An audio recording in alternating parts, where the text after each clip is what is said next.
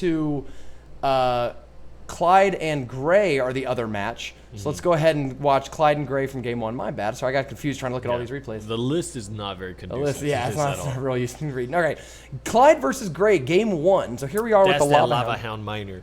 Ooh, I did like that Lava Hound Miner against the kind of the Miner Furnace that we've seen. It's interesting that this is another triple legendary. It's another version of it. Triple legendary. Put a lumberjack in instead of that mini P.E.K.K.A. and we've got us a whole legendary? party. Yeah. Yes. You know, Clyde, pretty impressive that Clyde's got this triple legendary deck going. That he is true free to play. So another interesting thing to think about is Miner kind of interacts well with the rage mechanic of the lumberjack, but I just don't know if Miner interacts well with rage. Because even if you do not support the lumberjack immediately, the miner is pop-up, right? So you can just have him just be in the rage territory immediately. But I mean, cool. That's cool. But what do you get from that, right? Right. Yeah, that's. I think that's where like Goblin Barrel actually kind of comes in because I could see you doing something like, I have Lumberjack coming in, tanking the tower. I throw a Goblin Barrel. The Lumberjack dies near the tower, dropping rage, and then the Goblins get to the benefit of the rage, right? And you see how strong one stab from the Goblins are. If that earns them a second stab, worth. Yeah, especially for only 2 elixir, right? Yeah. Uh-oh, that elixir collector, besides being poisoned, is now being attacked by the deadly miner. Ice Spirit is actually a pretty good defense against miner. Yeah. I like that card a lot. Having to use the miner on defense against mini P.E.K.K.A. seems pretty icky, especially because you still took 2 hits, or 1 hit. Well, actually 2 hits. 1 hit and another hit on your mini P.E.K.K.A. So right now, Clyde seems really far behind from Gray in this first game. So something interesting to think about is if you play Ice Spirit as defense against miner, I'm not exactly sure if this will happen, but if you place units next to the miner, if it will retarget to the units after the freeze ends. Because then you can start justifying 3 elixir combinations where you play Ice Spirits then Goblins, or Ice Spirits even and Guards, and play 4 elixir, which is the same as playing a mini P.E.K.K.A., but then you don't have that RNG chance of... That's actually really smart. Yeah, I hadn't really considered it, but you're right. Freeze does cause it to retarget, so if you do that, and you play a unit after, that'll let you get the rest of the thing out there. It ensures that you do not take 5-6 swings. And mini P.E.K.K.A. chops the tower down. Clyde, not like this. But Clyde is playing a Lava Hound deck, and there's one on the field that has made it to the tower. He has the miner in hand. He could play the miner. He needs to play the miner now, and he does. And it does not retarget, but it might now because it's actually closer. The 2 pups are still attacking. And 2 pups are, I mean, they're not as good as minions, so Clyde but has they're time close enough. Clyde has time enough to play... Oh my god, that's doing way more damage than I thought it would. Yeah. Clyde has time enough to play 1 more Lava Hound, and he needs to get it started right now. He's going to defend this push here pretty effectively. It doesn't take too much damage, and here comes this Lava Hound. And he needs to play at the bridge. It's got it. Oh, it is the bridge. Okay, I was going to say, maybe even behind and build up for it, but I think you're right. It's going to take that first shot. Because 3 elixir is easy to make. All he needs to do is make it to a second miner. And I like that the Princess Splash was big enough to clean up some of the guards. That mini P.E.K.K.A. is not going to do any damage, really, Princess but is gonna do this is enough. I think, this is, I mean, even with the miner stopping it. The thing is, for Gray, there is actually incentive not to kill that Lava Hound, because once the pups pop, that's when the real damage happens. And if you can delay that for long enough, but I don't think... Oh my god, just sneeze on it! Oh my, there's so much... Oh, he's got a miner. There's so much left in his hand. He needs to mind game.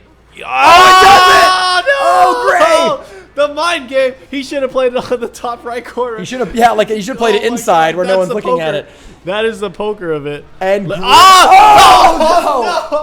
God! Wow! So Gray wins game 1, but the book is not closed yet on Clyde because we remember in the Invitational, Clyde lost game 1 of every single match, and then won games 2 and 3. He is someone who watches how you play and will come back and learn from that. So Gray has got game 1, but it is not an easy task to put Clyde away. Now Gray has to switch decks.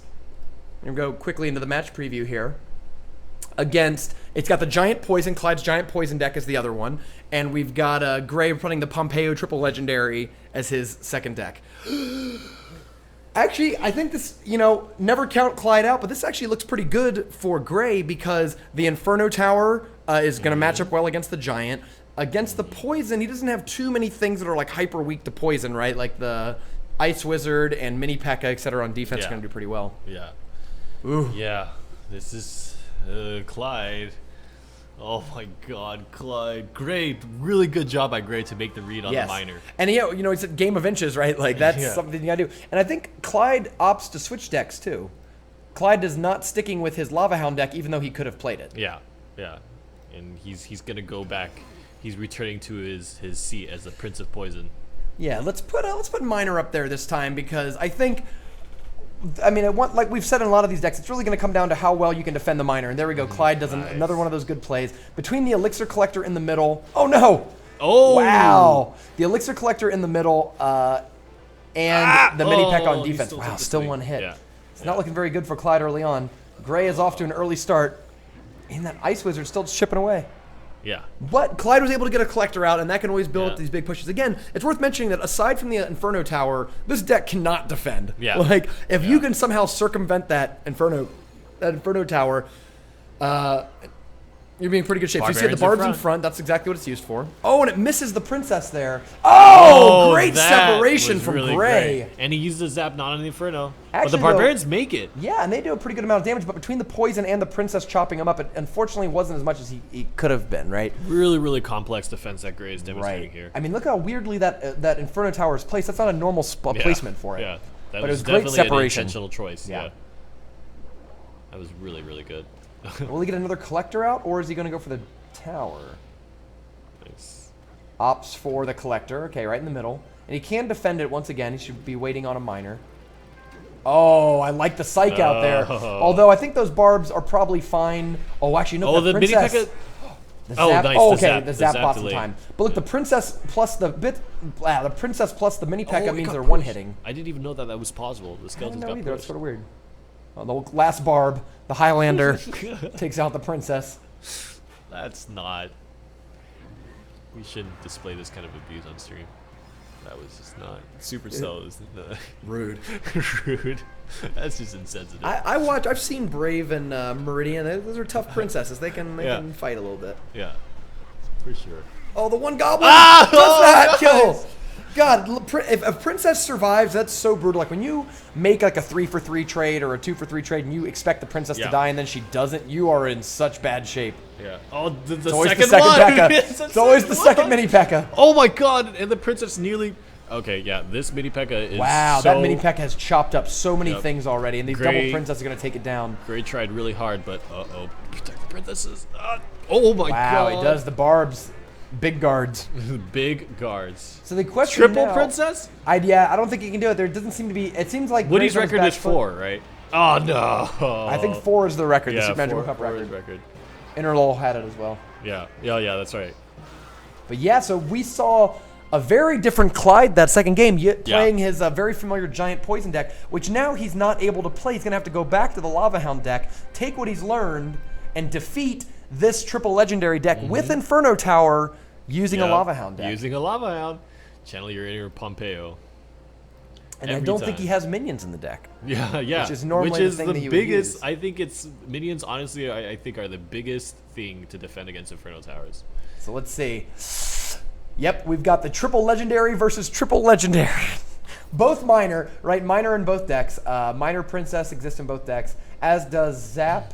Actually, there are minions. Clyde does run minions in the deck. Oh, okay. So I think one of the key things for you watching at home to look for is, can Clyde play the minions like perpendicular to the Lava Hound, get in front of the Lava Hound, and clog up and kill the Inferno Towers? If he can do that, and also use things like Zap and Princess to keep the Lava Hound alive, got a good shot. If Gray can defend his Inferno Tower, I don't think Clyde can punch through the damage that he needs to win the game. Yeah. And I almost wonder if it would be worth it at some point to use a Miner to take on the Inferno Tower. Maybe. That's a good point, actually. Yeah, even just as a distraction, just put it in front. Yeah, and it's a good mind game, right? Right. If you can't tell if he's going for the Inferno Tower or the tower. I think Princess could be another huge card here too, because when you have a big slow tank coming at you from the opponent's side, that allows the Princess to sit on her side and just shoot 10, 15 times throughout the course. Very, very hard to actually get damage up. That is why I really like Ice Spirit against Mini P.E.K.K.A. Look at that, for one elixir, it's done, right? Yeah. I mean, Skeletons do the same thing, right? But that's also really effective against things like Valkyrie, Barbs, other sorts of attacks that maybe Skeletons wouldn't be so good against. Yeah. Okay, this Princess is going to be able to take down the Goblins, and there is a Zap on Gray's side, so he could opt to Zap the Princess, or maybe play an Ice Wizard. Yeah. It seems to be the go-to. Wow. That's Clyde starting early. Actually, it's good, though, that Ice Wizard was played as early for Clyde, because they're all going to die here to the tower instead of The question is, how fast is Gray going to cycle? We're not in double elixir right now. The Inferno Tower, look, he can't play it. He's going to do the same He pull can again. wait. Yeah, he can wait for that pull. You're right, because the Lava Hound doesn't really do a significant amount of damage. I would say Miner on the Inferno Tower in this Nice. situation. But the Lava Hound's pretty close. Now, they're not... Oh, wow. So you were right. We were talking about how the Miner actually does a significant amount of damage. And now it's tanking the tower. Oh, wow. Oh, wow. The Princess, though. Oh! Winning the Princess duel. Oh, no. Is it going to... Oh, it dies to the lone Fire Spirit. But that was good. I mean, Clyde played basically because he played his Lava Hound so quick. He's gotten an extra Lava Hound in this game. Now we're only getting into double elixir, which is typically when you would see the first Lava Hound come out. Sure. Clyde has already won up. Okay, he's given he's put the ball in Gray's court. Playing the Elixir Collector means Gray now has to play a push, and Clyde will have to defend before doing his Lava Hound. Unless Gray does a slow push, which he does, and Clyde answers by challenging the slow push with the Lava Hound on his own. About 2 elixir behind. I think this is the right move by Gray just to go all in with your elixir when you can here, because you know that he has at most 3 elixir, right? Oh, wow! Did they double zap each other? They were both afraid trying to get the hit. I think so. Nice, and this positioning is great. And there we see the minions. The Fire Spirits do come in though, and I think are able to. I mean, the Fire Spirits blocking was huge right there. Yeah. But the pups are kind of Yeah. Oh, there's the Miner. See how much damage that thing can do. The pups do have a low amount of hit points, but it takes a while. This is actually a pretty good. Is that going? Is that going to swing once? Oh no! Oh, the mini pack! It does swing once before getting zapped off the board. This Lava Hound Miner is just such a diverse push. I really like that combination. Yeah. Just 3 of the pups survived. Right. Oh wow, those oh man, I don't really like that mini pack on defense. What else can you do, right? You only have so many options. Yeah, I mean, this is kind of. I look at this interaction that just happened there. The cost that Clyde had to pay for his aggression. Yeah. And look at that, though. I think nice. Okay, well, this is in cycling zap territory. Yeah, zap does about 60 damage, 59 damage, something like that. Yeah. So 2 zaps will kill him. But of course, 1600 is a lot. You can certainly take 1600 damage. Yep. And you can't use it when you got to use your zaps on offense like that. So there's 1 hit. Oh, he doesn't. Nice. But these princesses eventually are going to put Gray in a bad situation. They're dueling. It's such a high pressure environment. Oh! The Ice Spirit was able to stop those goblins from getting in and killing there. So Clyde wins. That's game 3, right? I mean, just took it down. The key game was able to figure out a way to win. And honestly, great defense by Clyde with this deck. Didn't really ever go below, barely went below 1,500 damage on either tower. I really like this series because it shows just how incredibly complex you have to play to play at this level, right? For all intents and purposes, I felt like Clyde was always in trouble throughout that whole match. Gray was putting on a lot of pressure and had really good defense set up against Clyde. Clyde had to be very, very creative and very precise in his execution to even have a chance to win. Yeah, so Clyde, I mean, we talked about it, right? Like, could he get the minions to pull off? And it happened once, but Gray was ready for it, right? Was not caught off guard by that move at all, and was able to defend, yet still was just able to punch that little bits of damage with really precise minor play, and honestly stacking princesses, right? We mentioned about he played the princess, it stayed on his side long enough to cycle back to the next princess, and when he had 2 princesses out, that was what was able to kill some of Gray's and then start laying damage on the tower.